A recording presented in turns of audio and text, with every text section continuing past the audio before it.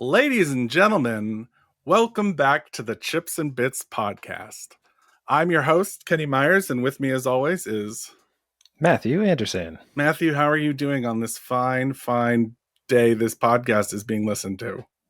I'm doing a lot better. I crashed my bike 2 weeks ago, and it's been a not very fun couple of weeks, but today I feel great. Yeah, you can check the YouTube and see that his face just looks fucking terrible. Just looks like I did not really hit my bad. face. Just looks like the worst it's ever looked. I've ever seen it. Bike crashes, man. That's why I always say, make sure you're in the car part of the bike crash. Yes, I've never heard that saying, but that's accurate. the old adage they gave. You know what an adage is, I believe. Yeah. They have those. How are you they have doing? those in Canada. They do, yes. Anyway, we have a very long podcast about a very long game today, so I'm going to start the music right. Oh wait, we're not doing Patreon anymore. You can go to our website. You can subscribe. We're on the road to 100. Ba-bum, as I like to call it, to 100 podcasts. Matt's favorite number. And yeah, let's cue some music, huh?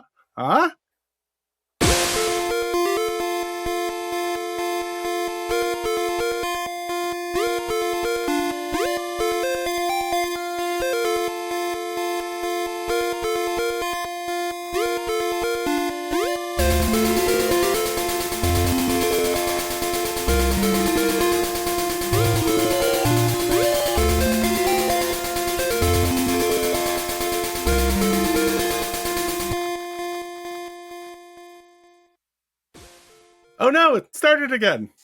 That's all right. That's okay. I mean, it's still a great theme song. You can listen to it twice. Yeah, it just loops in this program we use, and it's obnoxious. I don't get why they don't let me. Oh wait, there's a loop icon. Let me turn that off. Oh man, software. It's so complicated. Today we're talking about Solar Ash. Solar Ash is, I have to actually type and look it up right now, made by, it's published by Annapurna, but Heart Machine is the developer. Heart Machine, of course, the developer of one of the games we played before, Matt. Hyper Light Drifter. Which was kickstarted, and we loved Hyper Light Drifter. It had so much style, and we were so excited to find out this game was coming out almost like the week it came out. Mm-hmm. I will say Annapurna didn't do the best job promoting this game, and it was completely overshadowed because it came out like right around Christmas. But it was like a great little game, and we wanted to talk about it. Even though it's a smaller game, like just how much, well, at least I'll say how much I enjoyed it. Matt, tell us about Solar Ash. Oh gosh, I hated this game so much. No, I'm just kidding. Yeah, I mean, you hit the initial highest note that I thought was probably the only tarnish of this game was that, you know, we could have missed it. Like, there's a chance we could have missed this game, and then you've been like, when is Heart Machine going to release something new? And be like, oh my gosh, a year ago they released this indie game, because it was nowhere. And yeah, then I remember seeing the trailer for it, and I was like, oh my gosh, I want to play this. And you were like, yeah, it comes out in 2 weeks. And I was like, wait, what? Yeah. So yeah, this is a real shitty thing that like a smaller indie developer like this with, you know, a track record, not a long one, but a track record of producing like a really decent indie game, just didn't get almost any fanfare, at least in any of the places that I frequent or that you frequent.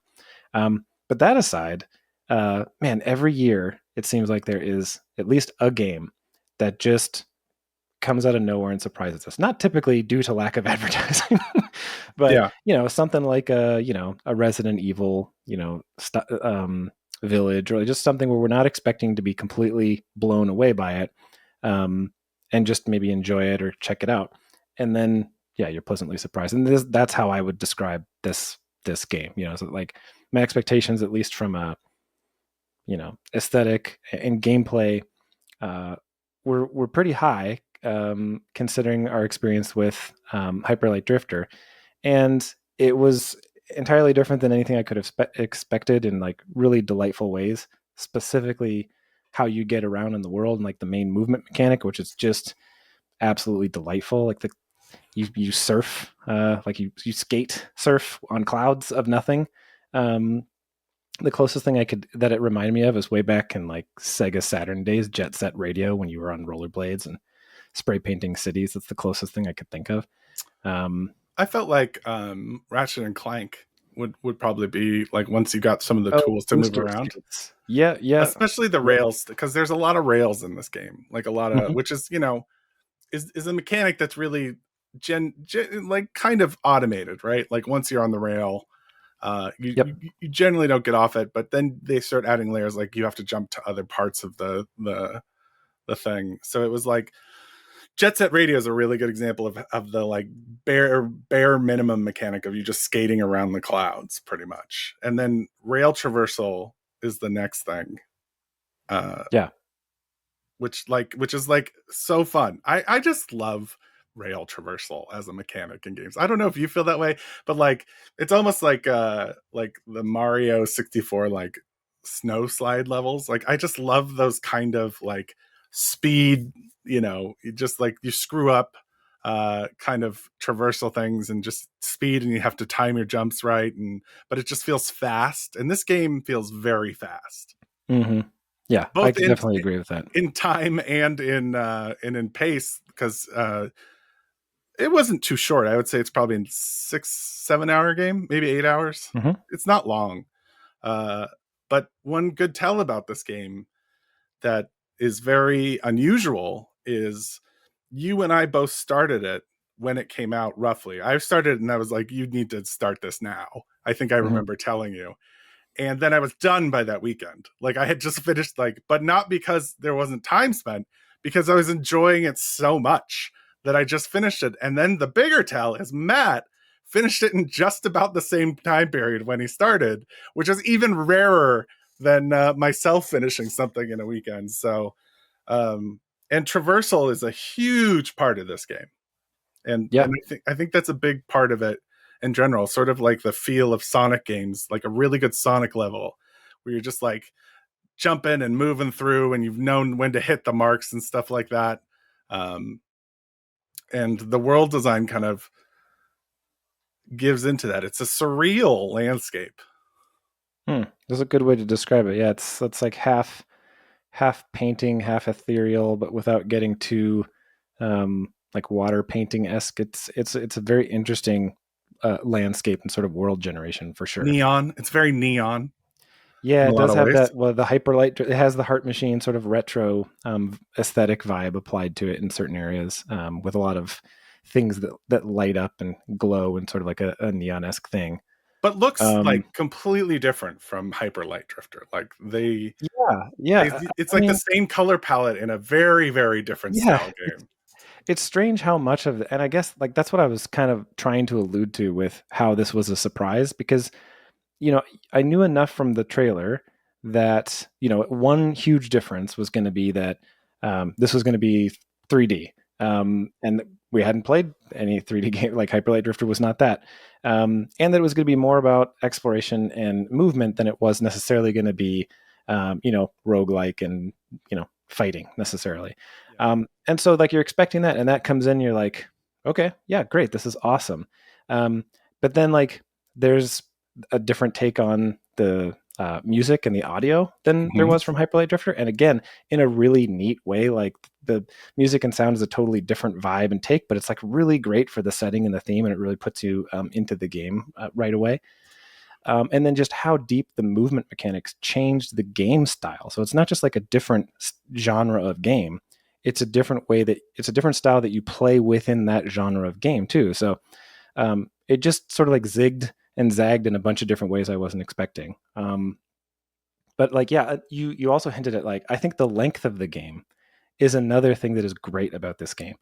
There's been several times in the past as well that you and I have been able to say this game was as long as it should have been, and Yeah. sometimes that means it's shorter than other games might be, and it's okay. Far too many times, like the overwhelming majority of times, games that are bad or games that were good but just couldn't support a game try and make it more than it is, and that turns it into a game that you don't love. You just kind of like it.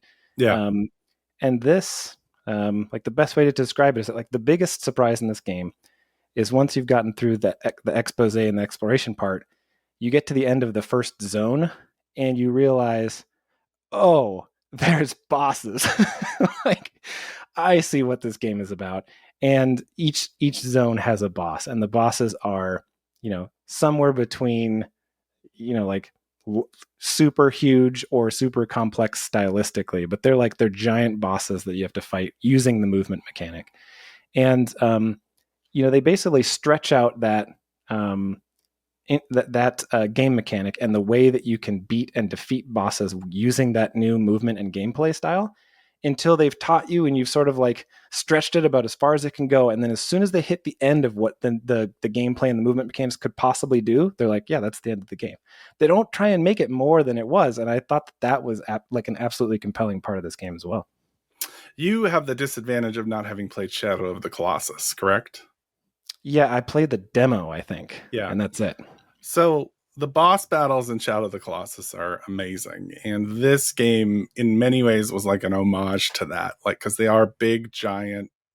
Like, Shadow of the Colossus is essentially like there's 20 colossi uh, that you go to different areas. There's nothing else in between. And then you defeat them in like clever ways by finding their weaknesses and such.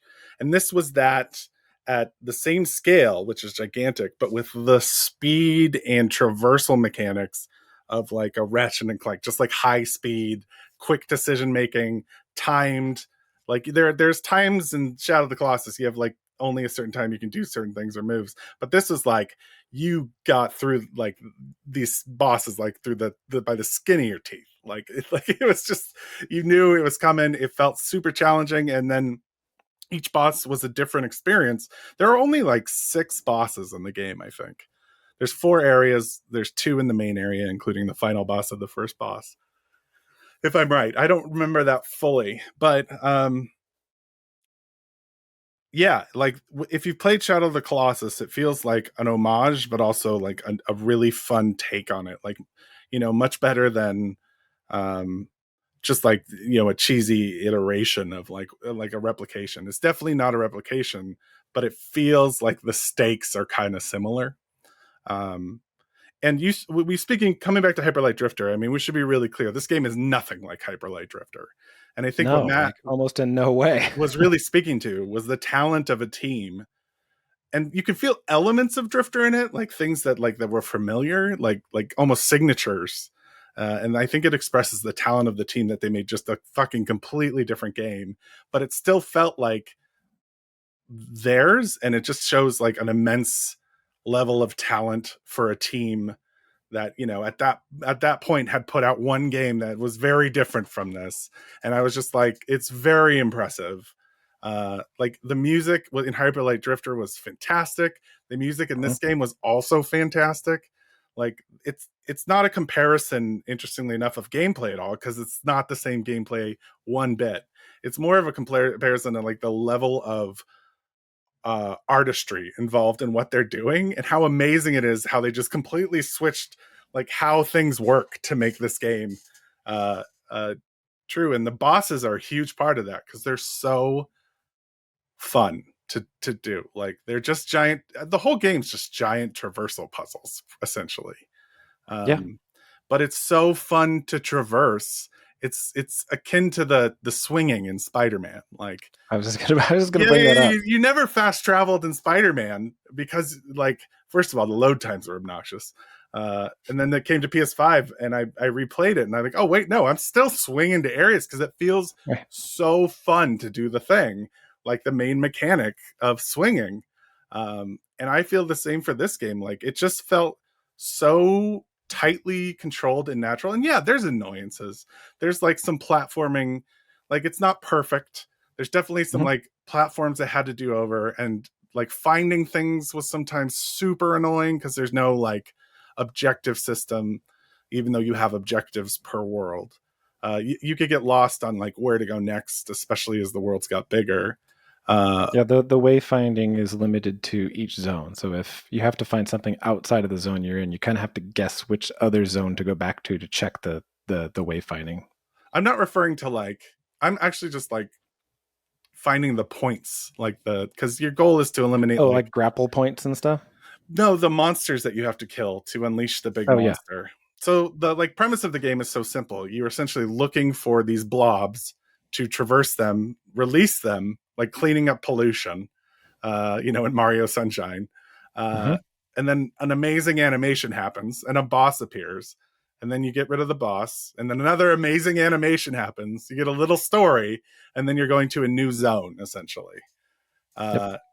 And it was such a pleasant loop. But I sometimes had a real hard time finding out where the gloopy pollution blobs were, Got it. and how to get to them. I don't think it was as clear how like certain paths were. And I would like there. I think a lot of like the churn time in this game, which there wasn't much, but where I was just like, where the fuck is this? I would like keep going in a loop and not finding anything. And that got obnoxious, but never like I wanted to put it down because it was so fun to just go run on things. And just like the combat is tough. It's not Mm-hmm. easy. You're Yep. not really supposed to like fight. That's kind of the goal of the game. Like Exactly. Yeah. you're supposed to like avoid and like, and it does a really great job of that. I don't know, like it was just such a thrill to play this game for so many reasons, and it was beautiful to watch on like a big screen, just because it has so much style. Like it was just very stylistically pleasing. Yeah. This team is definitely standing on the shoulder of giants, or should I say super giants. Colossi, No, I was referring Colossuses. more to like the only other sort of like team slash developer that has really affected me this much between Oh, releases of that's games funny. is That's way Supergiant. better Yeah. than what I was thinking. That was way smarter than what I was thinking. Yeah. But to the point you made earlier, I mean that the level of craft here is not just on display with the things that you're hearing Kenny and I riff about here, like music and gameplay and mechanics and world building and all that jazz, but the level of craft is also on display in sort of like you can tell when the people who are making these things are so focused on making it good and love games so much when they have the ability to do this kind of translation, to move between genres, to add their own play on things, to pull in the best of other previous games and things that have come before them, but then like tweak it without making it bad, but like actually improving it. Like you can just tell that there's that level of craft too. And I think I've never done it myself. I can only assume that it takes a certain level of genius to be able to do that. And yeah, that's basically the experience of playing this game. You're just like, wow, everything is different than I was expecting, but it's all good. And it's the right length and it's everything I want to be. And then it's over. And I'm just like, that was great. And that's what a good game should be. And again, like speaking to like the difference between Supergiant and Heart Machine is, I mean, Supergiant, you can see a direct line between either of The their evolution. games. Yep. Yeah, Mm-hmm. like it's very much evolutionary, whereas like the things that are evolutionary are like the music and like the color, but like the game design as a whole is just like completely far off. So Mm-hmm. like, I mean, there were some movement mechanics in Heart Machine, but this is like all movement mechanics. Like I just feel like it's such a huge leap to take a small team to something that different, and to do it well. Like I just am so excited. I mean, next they're putting out the sequel to Hyper Light Drifter, so that'll be really fun. And Yep. interestingly enough, it's a 3D game. I can't So even see. That's the thing. I'm like, what? A 3D Hyper Light Drifter? That sounds terrible, but it's probably going to be amazing. I mean, it's likely going to combine the two games like we love from them. Like it's probably Mm-hmm. going to, evolve in that way. It's co-op too, just in case you were wondering. Yeah, I know. I What? know. Oh no. Uh, anyway, I gotta say, like, I think this is a really fun game to play. Mm-hmm. It's not a light story. It's a sad story, but it is It is. It is a the sad story. it's a really sad story. But the game itself is just a joy to run around in, almost like a big like playground of giant sea giant centipede monsters. Um, and I would really recommend you give it a try. It's not going to take a lot of your time. It really flew under the radar, but it's such a fun game and worth every penny. I would recommend it. Yep. I have nothing to say other than what you just said. Yeah, like we talked about this podcast a little bit because we knew that because the game was short and there's a lot we of have enough to talk about. Yeah, that there wasn't that it was gonna be one of our shorter podcasts, but we really wanted as much as we could to get people to play this game because we both really loved it. So yeah. Also, we'll try and do this game justice by also not artificially inflating the podcast to be something it doesn't need to be. This game is fantastic. You should play it. We just gave you some extra stuff to think about. But yeah, just go out and get it and play it, and then tell us how much you loved it. Yeah, I think the worst thing we can do in this given situation is try to spend time artificially inflating the runtime of the podcast for some criteria that we have just in our head. I want to say head. Yeah, I think that would be the worst thing we could do. Yeah, let's not do that. Let's not do that.